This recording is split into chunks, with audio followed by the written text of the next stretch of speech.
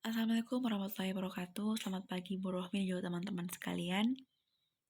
Pada kesempatan kali ini, saya Wasilaim Hairun dengan NIM 519101254 akan mempresentasikan seminar proposal saya dengan judul Pengembangan Pariwisata Berbasis Masyarakat atau Community Based Tourism di Desa Wisata Kolorai, Kabupaten Pulau Morotai, Provinsi Maluku Utara.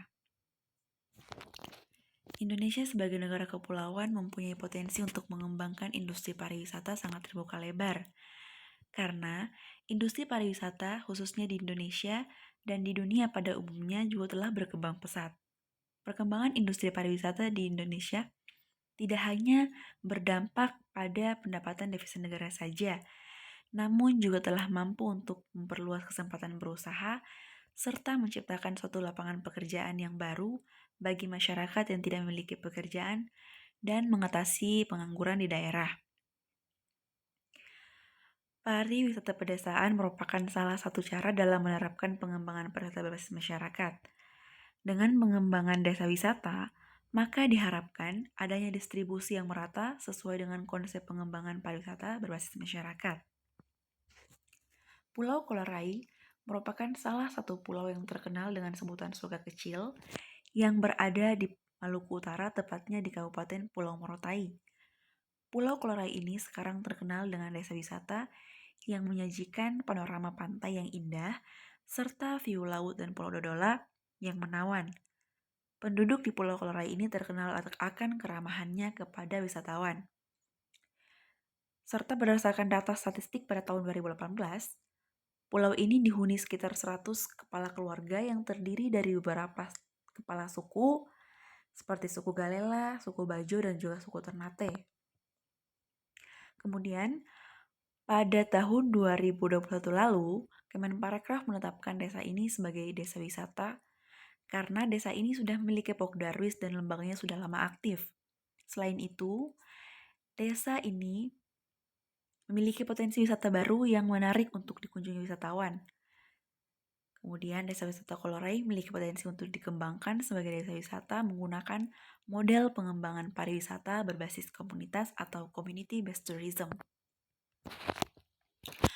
Fokus masalahnya yang pertama yaitu bagaimana pengembangan pariwisata berbasis masyarakat atau community based tourism di Desa Wisata Kolorai, Kabupaten Pulau Morotai, Provinsi Maluku Utara. Yang kedua, apa sajakah faktor pendukung dan faktor penghambat pengembangan pariwisata berbasis masyarakat atau community based tourism di Desa Wisata Kolorai, Kabupaten Pulau Morotai, Provinsi Maluku Utara. Untuk tujuan penelitian, yang pertama yaitu untuk mengetahui bagaimana pengembangan pariwisata berbasis masyarakat atau community based tourism di Desa Wisata Kolorai, Kabupaten Pulau Morotai, Provinsi Maluku Utara. Dan yang kedua yaitu untuk mengetahui apa saja faktor pendukung dan faktor penghambat pengembangan pariwisata berbasis masyarakat atau community based tourism di Desa Wisata Kolorai, Kabupaten Pulau Morotai, Provinsi Maluku Utara. Untuk manfaat penelitiannya, yang pertama yaitu manfaat bagi peneliti sendiri, tentunya berguna untuk menambah dan menggali pengetahuan mengenai pengembangan pariwisata berbasis masyarakat atau community based tourism. Manfaat yang kedua yaitu bagi STPM Yogyakarta, yaitu diharapkan dengan adanya penelitian ini dapat menambah pedoman dasar literatur bagi penelitian selanjutnya yang sekiranya serupa dengan penelitian ini.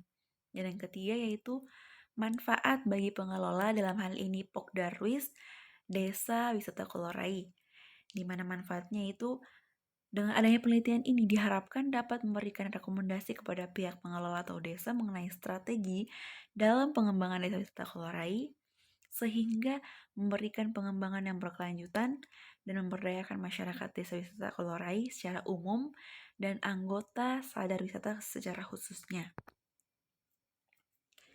Selanjutnya itu tinjauan pustaka.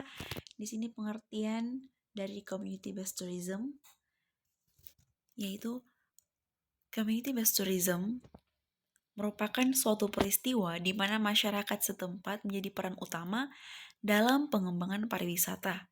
Meskipun berfokus pada faktor keterlibatan masyarakat sebagai pelaku utama pengembangan, akan tetapi Peranan dari pihak pemerintah dan swasta juga sangat dibutuhkan dalam mendorong keberhasilan pembangunan di daerah tersebut. Oleh karena itu, pada dasarnya terdapat 3 prinsip pokok dalam strategi perencanaan pembangunan pariwisataan yang berbasis pada masyarakat atau community-based tourism, yaitu yang pertama, mengikutsertakan anggota masyarakat dalam pengambilan keputusan. Yang kedua, adanya kepastian masyarakat lokal menerima manfaat dan kegiatan kepariwisataan. Dan yang ketiga, pendidikan kepariwisataan bagi masyarakat lokal. Selanjutnya, desa wisata. Menurut Durianti, desa wisata adalah suatu bentuk integrasi antara atraksi, akomodasi, dan fasilitas pendukung yang disajikan dalam suatu struktur kehidupan masyarakat yang menyatu dengan tata cara dan tradisi yang berlaku. Sedangkan menurut Joshi, desa wisata atau rural tourism merupakan pariwisata yang terdiri dari keseluruhan pengalaman pedesaan, atraksi alam, tradisi, unsur-unsur unik yang secara keseluruhan dapat menarik minat wisatawan. Kemudian yang kedua ada tipe desa wisata. Menurut Pola, proses dan tipe pengelolaannya, desa wisata atau kampung wisata di Indonesia terbagi dalam 2 tipe, yaitu tipe terstruktur dan tipe terbuka. Yang pertama yaitu tipe terstruktur atau daerah kantong. Tipe ini ditandai dengan adanya lahan wisata yang dilengkapi dengan infrastruktur yang spesifik untuk kawasan tersebut. Yang kedua, lokasi pada umumnya terpisah dari masyarakat atau penduduk lokal, sehingga dampak negatif yang ditimbulkan dapat lebih diminimalisir. Yang ketiga, lahan tidak terlalu besar dan masih dalam tingkat kemampuan perencanaan yang integratif dan terkoordinasi. Kemudian tipe kedua yaitu tipe terbuka, di mana tipe ini ditandai dengan karakter-karakter yaitu tumbuh menyatunya kawasan dengan struktur kehidupan, baik ruang maupun pola dengan masyarakat lokal. Distribusi pendapatan yang didapat dari para wisatawan dapat langsung dinikmati oleh penduduk lokal. Akan tetapi, dampak negatifnya itu cepat menjalar menjadi satu ke dalam penduduk lokal sehingga lebih sulit untuk dikendalikan. Kemudian untuk kerangka pemikiran, berdasarkan uraian di atas, maka dapat dibuat kerangka pemikiran yang menjelaskan masalah dengan tujuan untuk seluruh teori yang digunakan sebagai landasan penelitian. Adapun kerangka pemikiran dalam penelitian ini sebagai berikut. Pertama itu Pokdarwis Desa Wisata Kolorai, kemudian pengembangan pariwisata desa wisata Kolorai, dan faktor pendukung serta faktor penghambat. Kemudian penelitian terdahulu, yang pertama yaitu penelitian yang dilakukan Mas Riana tahun 2019 dengan judul penelitian pengembangan pariwisata berbasis masyarakat atau community-based tourism di Pantai Ida Sorowako, Kecamatan Nuha, Kabupaten Luwu Timur. Dengan hasil penelitian yaitu adanya pengembangan pariwisata berbasis masyarakat, secara langsung dapat dirasakan dengan peningkatan ekonomi dari kegiatan wisata Pantai Ida Sorowako. Kemudian faktor pendukung di Pantai Ida yaitu dengan adanya keindahan pantainya yang menjadikan Pantai Ida sebagai pilihan yang tepat untuk melakukan kegiatan wisata yang berbasis alam. Kemudian faktor penghambat yaitu Pantai Ida masih kurangnya kesadaran masyarakat dalam menjaga kesadaran lingkungan dan regulasi yang kurang jelas terkait pengelolaan wisata. Kemudian yang kedua yaitu hasil penelitian Pantiasa tahun 2018 yang berjudul Pengembangan Pariwisata Berbasis Masyarakat atau Community-Based Tourism dalam Pemberdayaan Masyarakat. Dengan hasil penelitian yaitu untuk dukungan atau partisipasi masyarakat di desa Bedulu adalah masyarakat bersama-sama menjaga keamanan, kebersihan lingkungan desa, selalu bersikap sopan dan ramah kepada wisatawan yang berkunjung, serta menjaga kelestarian budaya yang dimiliki. Adapun manfaat dalam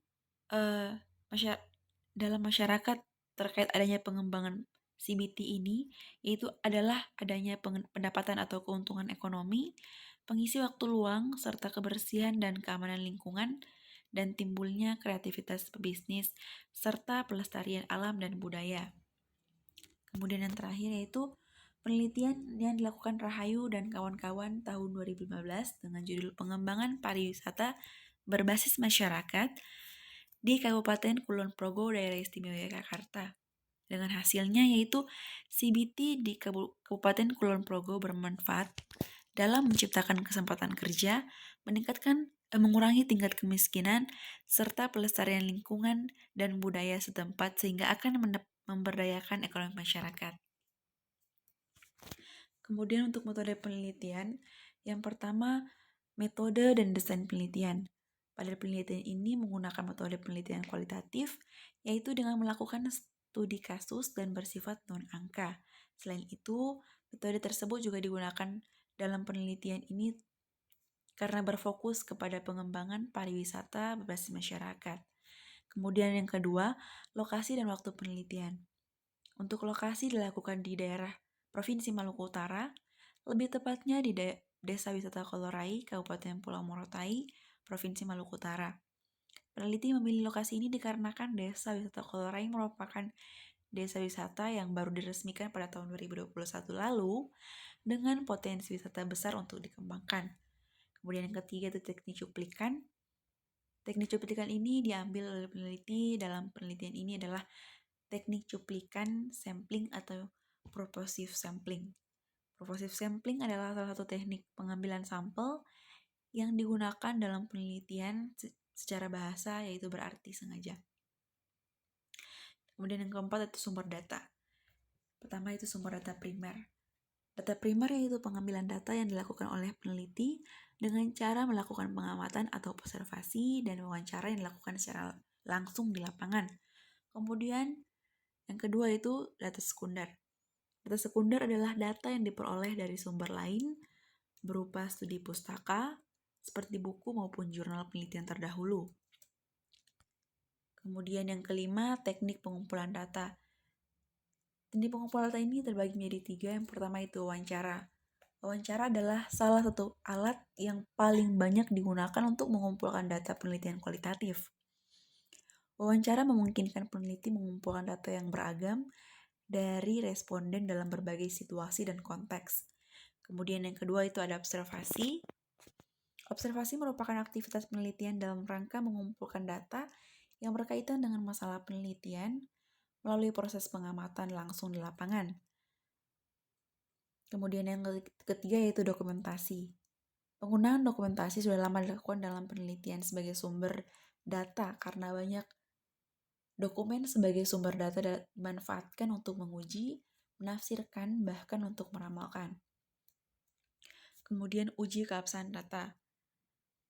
Keabsahan data dalam penelitian kualitatif, temuan atau data dapat dinyatakan valid jika data tidak ada perbedaan antara dilaporkan peneliti dengan apa yang sesungguhnya terjadi pada objek yang diteliti. Maka dari itu, untuk memastikan keabsahan data yang dapat digunakan, uji keabsahan data meliputi uji kredibilitas data, uji reliabilitas, dan uji eksternal atau generalisasi, dan juga uji konfirmabilitas. Kemudian yang ketujuh yaitu metode analisis data.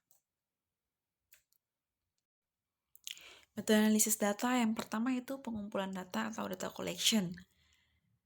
Data yaitu data yang diperoleh dari hasil observasi, wawancara, dan dokumentasi dicatat dalam catatan lapangan yang terdiri dari dua aspek yaitu deskripsi dan refleksi. Kemudian yang kedua itu reduksi data, yaitu merupakan proses seleksi, penyederhanaan, dan abstraksi. Kemudian yang ketiga yaitu penyediaan data, yaitu sekumpulan informasi tersusun sehingga memberikan kemungkinan penarikan kesimpulan dan pengambilan tindakan. Kemudian yang keempat yaitu penarikan kesimpulan. Penarikan kesimpulan adalah untuk mencari atau memahami makna, keteraturan pola-pola penjelasan, alur sebab akibat atau proporsi. Kemudian yang kedelapan yaitu alur penelitian. Pada penelitian ini terdiri atas 3 tahapan, yaitu tahapan persiapan, pelaksanaan, dan penyelesaian. Dalam tahapan persiapan, yaitu untuk menyusun proposal dengan judul yang telah disetujui oleh pembimbing dan merevisinya. Kemudian, pada tahap kedua yaitu tahap pelaksanaan dengan melakukan observasi serta pengumpulan data saat di lapangan. Dan yang terakhir adalah tahapan penyelesaian, yaitu tahapan pembuatan laporan, kemudian dikonsultasikan kepada pembimbing dan merevisinya serta penggandaan laporan.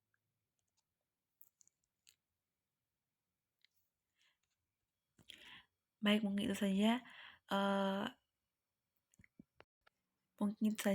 eh, presentasi seminar proposal saya. Jika ada masukan dan kritikan, saya persilakan kepada Ibu Rohmi dan juga teman-teman. Terima kasih. Assalamualaikum warahmatullahi wabarakatuh.